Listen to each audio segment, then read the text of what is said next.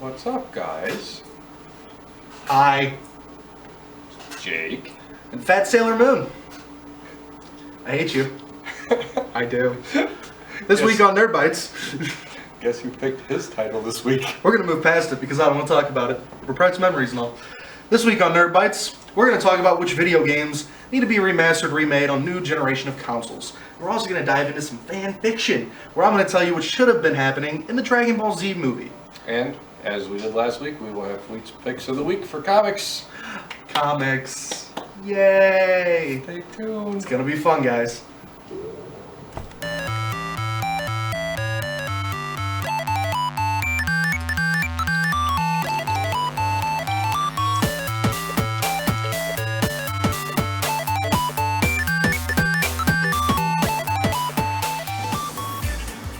Welcome back. We missed you. As we always do. So much. So, into our first little segmento here. Little tidbit of information. Mental. I like. I'm getting flary. Leave me alone. Anyway, we're going to cover some video games that we think should be remade. This isn't a top 10 list, anything like that. More of just a general discussion, kind of our thoughts on the matter. So, we play a lot of good video games. We played a lot of good video games back in the day. Some of those great video games haven't gotten the treatment they deserve up to this point in being remade, while crap gets remade every day. So, we're going to figure out which games should be remade, and so the ones they continue to remake that they shouldn't. or in other cases, games that were great concepts and just were very poorly executed at the time. So, let's get into our list here. After you, sir. No, go right ahead, man. Okay, fine. Why you gotta be mad at him? Because you're Sailor Moon. I am Sailor Moon. And I'm going to remind you of that in every I segment. forgot.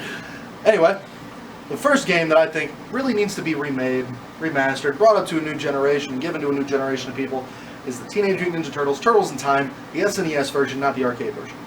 The reason I say this is because back in the day, I loved that game, and so did everybody else. It was so much fun to go through time with the turtles and just kill stuff and beat up bad guys, and it was a good time. And unfortunately, they did remake it, the arcade version, which was garbage. So we need a remake of the SNES version, which was amazing. They're already doing new Turtle movies, they've got new Turtle comics and shows, but they won't give us a new Turtle game that we deserve as Turtle fans. I'm calling Leonardo. You can't have him. That's fine, dude. Donatello's awesome. So much better in that game than... See, you didn't play the game, so you don't get to talk about it. Ha! Everybody knows Leonardo's the coolest. Everybody knows Michelangelo is the coolest. No. But I want to fight with Donatello. That's my dude. I picture was, bow staff. I will turn you into turtle soup. Wouldn't that be cannibalism? I didn't say I was going to eat it. I'm just going to turn you into it.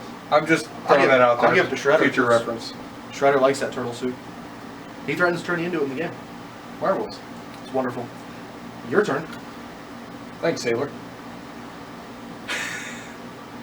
Moving on, I'm going to throw a couple games out there that were just terribly made, but really great storylines and really great concepts, and I really enjoyed the ideas behind them, but they sucked as far as actual gameplay. So we're going to start off with one that is actually a whole lot of fun as far as it would be. It's called Legendary. Basically take all of your mythical creatures over time and put them into Pandora's box.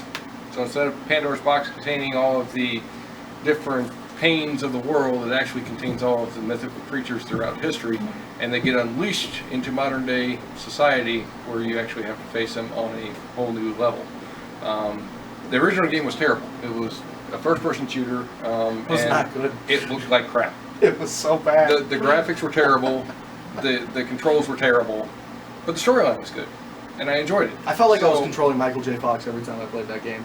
Those controls were awful. It was pretty bad. It was not good. It was pretty bad. But, I mean, I still encourage people to actually try the game so you can kind of at least get an idea of the, story that was really, engrossed in that game. Because you do get involved in the storyline, it's just everything else sucks. So, remake that one, please. I know it wasn't a big seller at the time because it blew. That's the reason it blew. Give it to a different developer, like a Rockstar or something like that, where they can make it more THQ open world and give it more gameplay elements that we love in all the games that we already play. Give it to whoever does Skyrim. That would be great. Yeah, give it to whoever's making Skyrim. Let them run with it, and you've got yourself a wonderful game. Yeah. I'm sure you can buy the rights for like $1.50. So just go for it. Because there's no way that game made more than $200. And actually, the studio is probably out of business by now anyway, so... I'm going to go ahead and second that. They probably are out of business. So, what else you got? What else do I have? I have Harry Potter. The reason I say Harry Potter is because, yes, they've made games out of all the movies, and that's wonderful. You know what we haven't seen? We haven't seen a Harry Potter where you create your own wizard, you get thrown into a place by the Sorting Hat, and you live in the Harry Potter universe, customizing your wizard, make an RPG out of it. Make an MMORPG a la Warcraft or DC Universe. You give these people the control to go into Harry Potter's universe, learn in class, make friends. There's a troll in the dungeon, go fight the troll. Have fun. But you live in this universe, you're engrossed in this universe. Maybe he's hungry. That might be why he's in the dungeon, he's confused. Anyway. He's looking for a lunchroom. But you do all this stuff, and you let players play in this open Harry Potter world. And you give them the opportunity and the advantages that you would get going to Hogwarts. You let them go home, and during the summer you have that option. And you make a 4-year game that you play, and it's just, right there you've got hundreds and hundreds of hours you can put into this game and never beat it. Like I said, make it almost like a Warcraft, make it almost like a DC Universe Online. Give your players something, the group events and things like that, where they can go and fight the bad guy. And have Voldemort be the big bad guy that everybody gets an opportunity to fight. Yes, you could kill Voldemort yourself. I'll draw a nose on him when you're done. There might be a spell for that. I'd put it in the game. I'd hack the game. Make one. Voldemort's nose. Nose of petroleum. So his nose is made out of petroleum. Not the jelly. You not know what an expecto petroleum is? Expecto petroleum? Never mind, you haven't watched the movies. It's You're a up. petroleum. Try again. I don't care either way. Quiet move. I'm gonna punch you right in the kidney. Kidney shot. Moving on. I hate you. The next one I'm gonna throw out. So much. That's okay. Embrace it. It's okay. I'm not going to the dark side tonight. Oh, but you are. You're already there. That dark side of Sailor Moon. That'd be an interesting album. An episode. It would be. Next one on my list of crappy games that needs to be revamped and remade. There was another one. It's called Liberty. No, it's not called that. It's not. It's called Turning Point: Fall of Liberty. Shut up. Now we both screwed up. Shut up.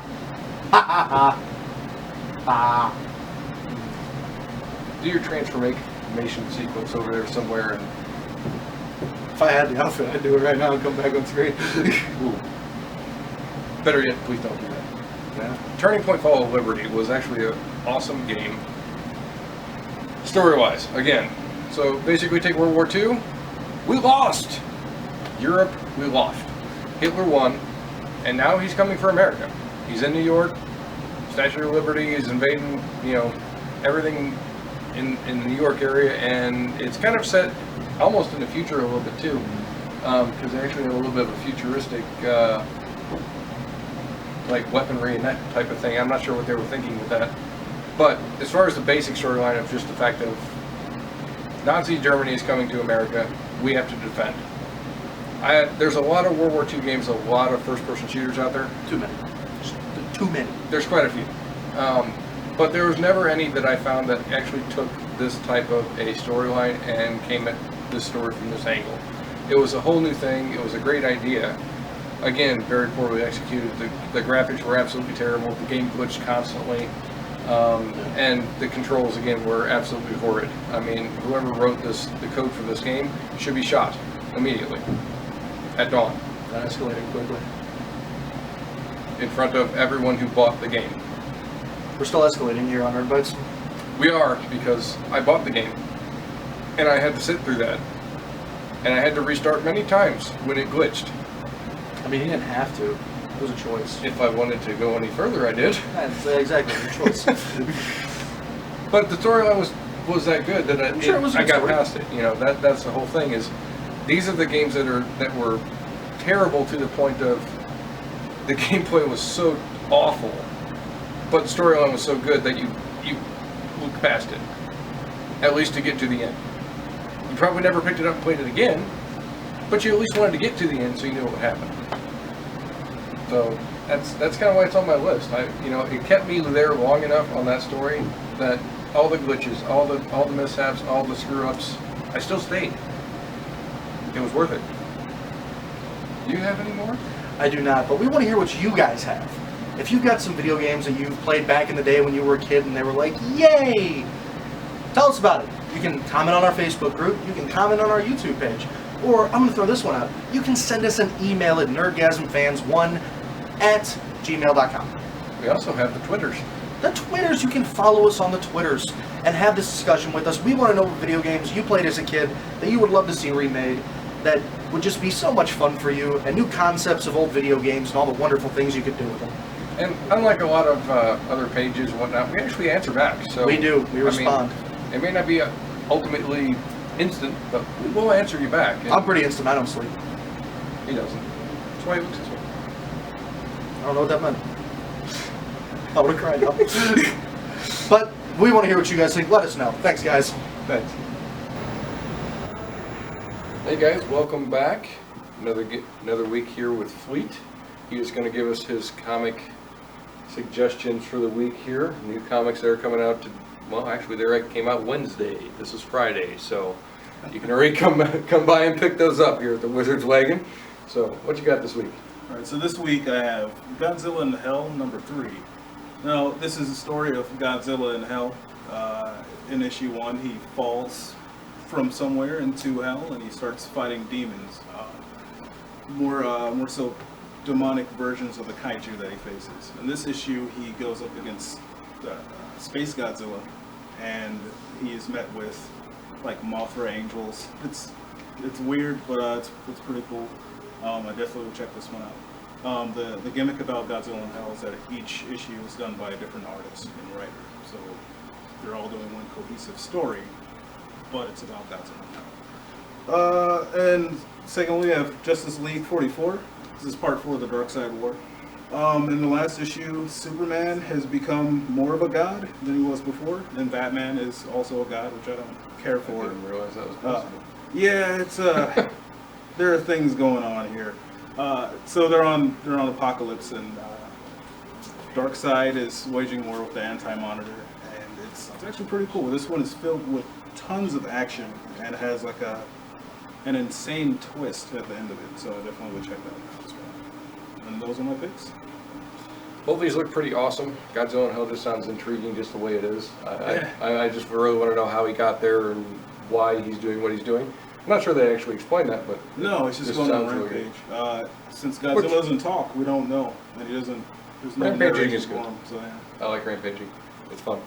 And as far as Justice League goes, if you want to find out how Superman becomes even more godlike than he possibly ever could be, I'm not entirely sure how that's even possible, but apparently they're going to tell us. So come on down, Wizard's Wagon, down Delmar Loop. I can't speak today. It happens. Come check them out, guys.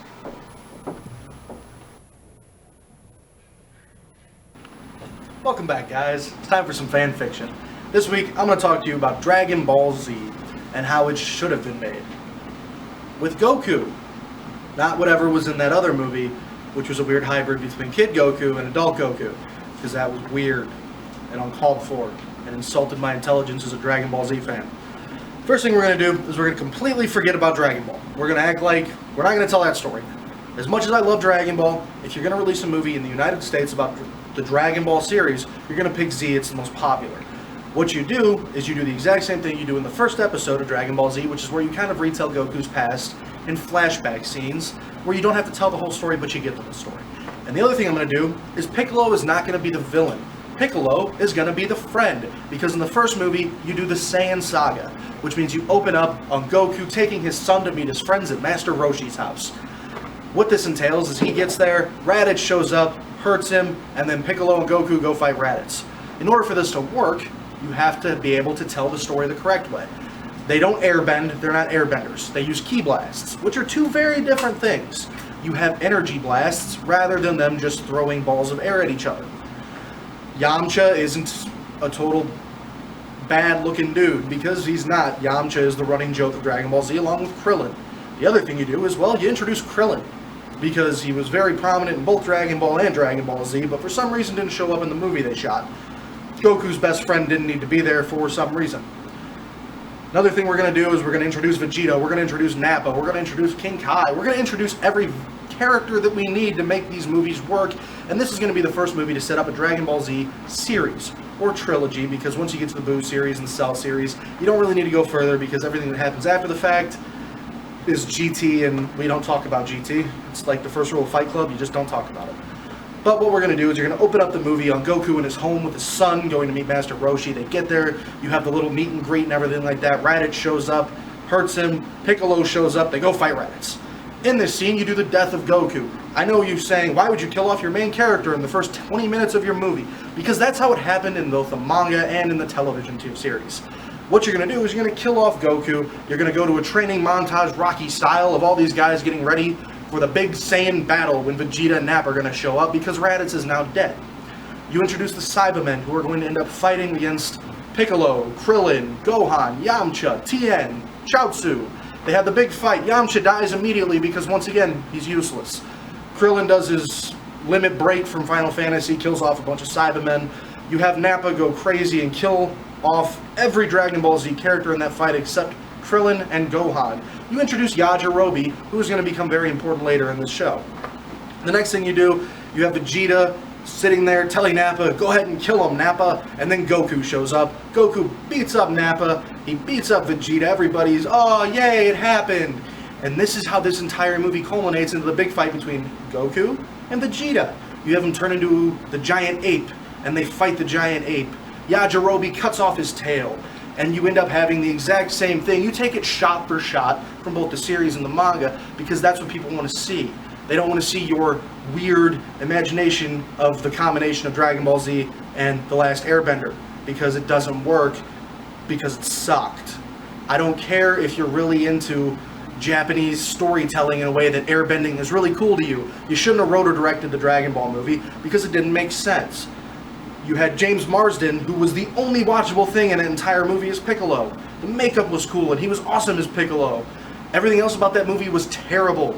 There was no World Martial Arts tournament that was feasible to make sense.